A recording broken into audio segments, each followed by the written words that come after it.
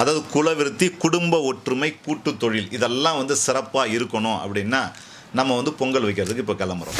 சரி, என்ன அரிசி வச்சால் நான் சொன்னதெல்லாம் நடக்கும்? குடும்ப ஒற்றுமை இருக்கும்.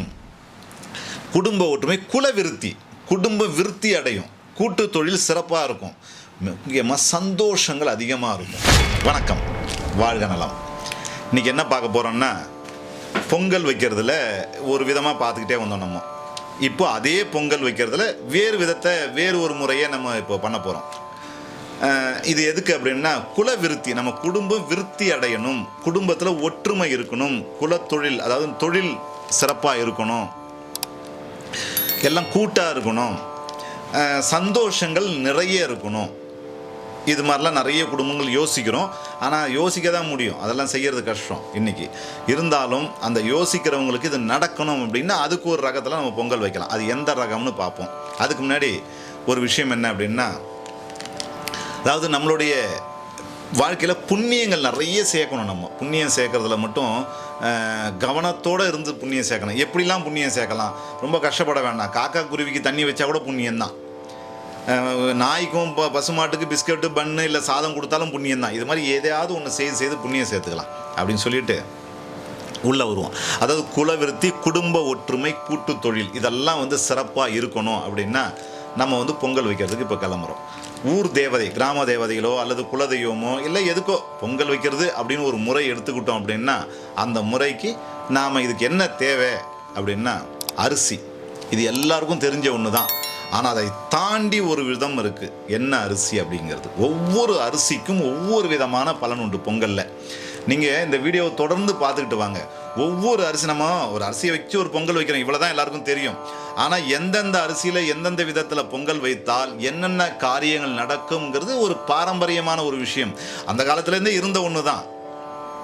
இப்போ அது இல்லை, அப்படி ஆயிடுச்சு. ஆனால் இதை செய்தால் கண்டிப்பாக பலன் உண்டு. சரி, என்ன அரிசி வச்சால் நான் சொன்னதெல்லாம் நடக்கும் அப்படின்னா, மூங்கில் அரிசின்னு ஒரு அரிசி.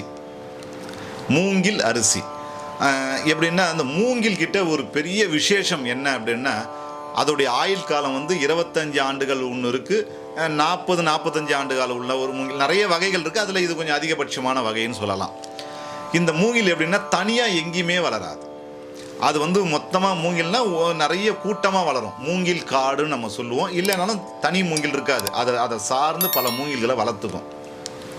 நல்லா வளர்ந்து ஆளாகி பல ஆண்டு காலம் இருந்து அது அழியும் காலம் வரும். எது? அந்த மூங்கில் அழிஞ்சு போகிறதுக்கான ஒரு டைம் இருக்குது. அது அழிஞ்சு போகக்கூடிய நேரம் வரும்போது உடனே அது என்ன பண்ணிவிடும் அப்படின்னா, நம்ம இதோட அழிஞ்சு போயிடுவோம். அப்படி போயிட்டாக்கா நம்ம வந்து ஆக்சுவலாக இன்னொரு ஒரு விஷயமும் சொல்லலாம். இந்த ஆக்சிஜன் சொல்கிறோம் இல்லையா? இப்போ முதல்லலாம் ஆக்சிஜன்னா நிறைய பேருக்கு புரியாது, இப்போ எல்லாருக்கும் புரியும். ஏன்னா அந்த ஆக்சிஜன் இல்லாமல் ரொம்ப திண்டாட்டம்லாம் இப்போ இருந்தது இந்த கொரோனா காலத்தில். இந்த ஆக்சிஜனை எல்லா மரங்களும் கொடுக்குதுனாலும் அதிகமாக கொடுக்கக்கூடியதில் மூங்கிலும் ஒன்றுன்னு சொல்கிறாங்க. மூங்கிலும் அதிகமாக ஆக்சிஜன் கொடுக்குது.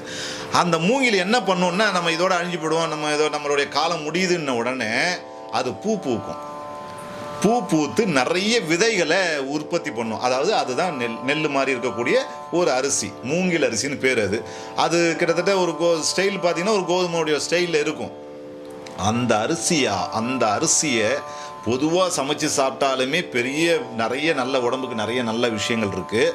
ஆனால் அதை வந்து பொங்கலாக வைத்து நம்ம தேவதைகளுக்கு, கடவுள்களுக்கு பொங்கலாக வச்சு படையல் போட்டோம் அப்படின்னா அவ்வளவு அனுகிரகங்கள் உண்டு. வழக்கமான அரிசியை விட்டுட்டு நாம் இந்த மூங்கில் அரிசி, ஏன் அப்படின்னா அதுக்கான சின்ன சின்ன கதைகள் சொல்லிட்டேன். வரலாற்றுலேயும் இந்த மூங்கில் இருக்குது, வரலாற்று கதைகள்லையும் இந்த மூங்கில் இடம். ஏன்னா ஆதி பழைய காலத்து மரங்களில் ஒன்று தான் மூங்கில் மரம்.